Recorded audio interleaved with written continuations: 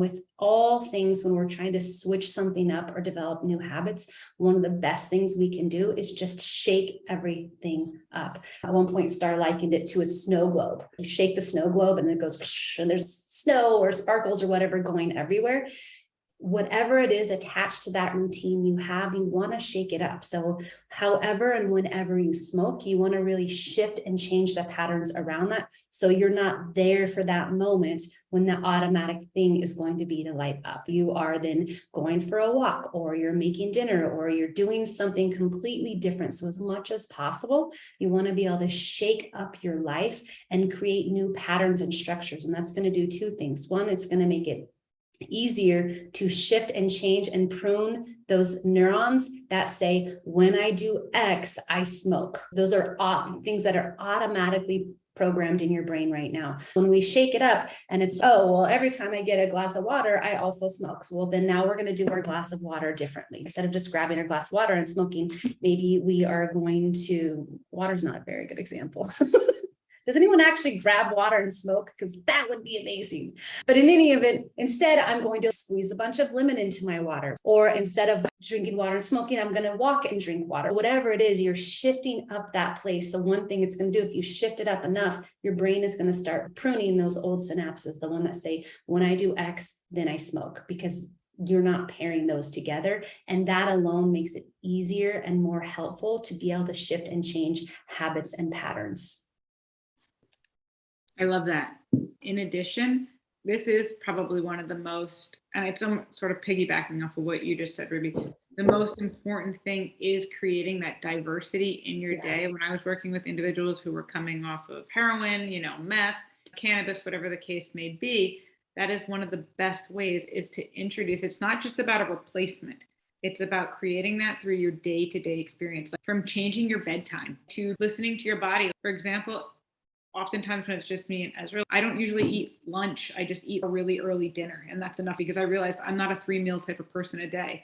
Figuring out ways to introduce new ways of being in the world, driving new places, eating new places, walking new places, because your brain then is constantly figuring out how to orient itself. And that's what you want to do.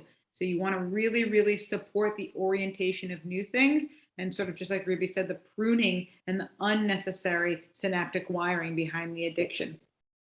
The other thing too is that, and I know that it works, and it's a little old school, but it works.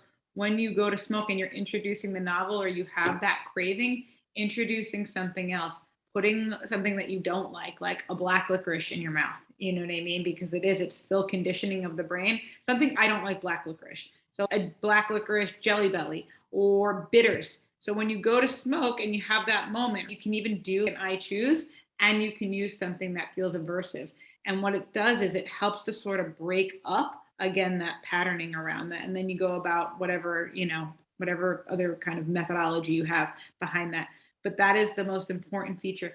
And the other thing around smoking, or any sort of thing that you're bringing, this is when your alignment fucking matters. It matters so much, because my guess is a lot of people smoke, drink, do whatever, that I did, when you're stressed, when you're overworked, when you're, irritated, whatever. It's a vice. So you go to it when you need it, like Ruby said, for typically something.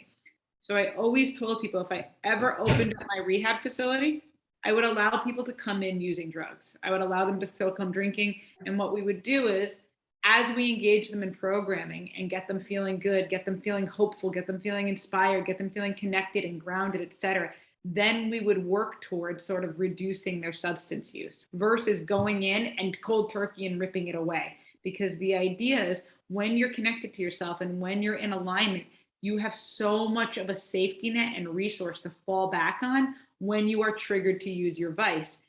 What happens is, though, you go cold turkey and you decide, not going to do anything. And then the moment you feel stressed, or you still keep doing things in the same pattern, you're not getting enough sleep, you're drinking 4 cups of coffee a day, whatever it is that diminishes your well-being, it's going to feel like you're white knuckling this experience. And quitting something, you actually don't, it doesn't have to be that bad, at least not after the first couple days.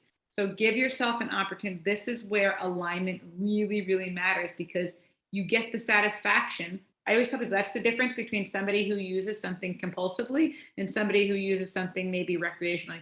People recreationally use substances, cigarettes, alcohol, drugs, whatever, to enhance their already feel good experience. Somebody who uses it compulsively uses it as a vice to usually remedy a not so good feeling. So that's the really big difference. And that's what you want to play with. So when you're feeling good, there's a lot less likelihood you will lean to something in order to remedy it, to fix it. So like if you're going to choose to quit smoking or whatever, see if you can arrange your lifestyle to when you're feeling more relaxed, or you take some things out of your schedule. So for the next month, I'm going to focus on quitting smoking versus I'm going to start a new job. I'm going to quit smoking. I'm going to clean out the garage. You know what I mean? And we're going to get the kids adjusted into daycare, whatever. That's too much. So you actually want to remove substance at a time where you have the availability, the mental bandwidth, and the emotional availability to actually do this. So at the least stressful times in your life, if possible.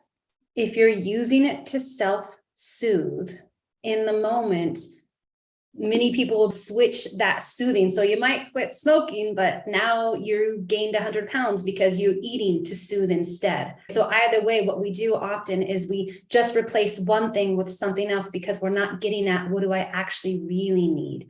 Oh, I'm feeling disconnected from myself. I need some deep breaths, or I need some self-care, or I need to talk with someone. I'm needing connection. So really wanting to get into what is that solving for you? What is it doing for you? Why are you reaching for it? And then finding a way to give that to yourself that ideally doesn't involve replacing it with something else, because then we're just creating a habitual pattern that's going to repeat that same addiction. It's just going to be something that's like perhaps more socially acceptable, but ultimately you want to get to the place of you can choose to do this or not do this because you're already soothing and loving yourself and caring for yourself in a way that's really healthy and supportive of your wellness, and that feels really good to you.